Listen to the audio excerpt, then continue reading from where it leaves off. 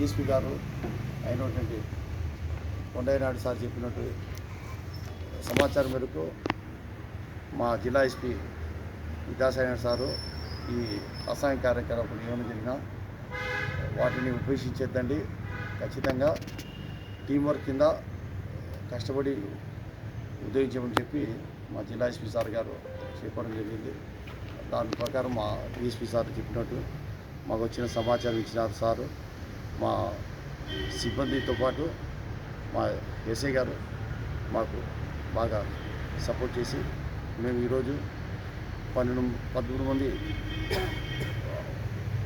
ఆటగాళ్లను జూదం ఆడుతుంటే పేకాట ఆటగాళ్ళను పట్టుకోవడం జరిగింది. మొత్తం 15,705 రూపాయలు నగదు, ఆట ఆడే ప్యాక్ బుక్కలు సీజ్ చేయడం జరిగింది.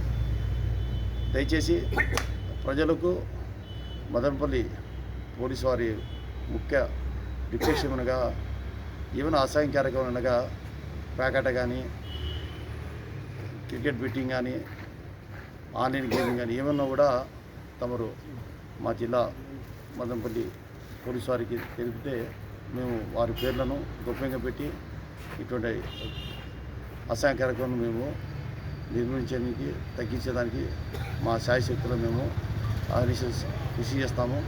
మాకు అన్ని వేళ మాకు సహకరిస్తున్న మా డిఎస్పీ సార్ గారికి, మదనపల్లి డిఎస్పీ సార్ గారికి మేము కృతజ్ఞతలు తెలుపుకుంటున్నాము. జై హింద్.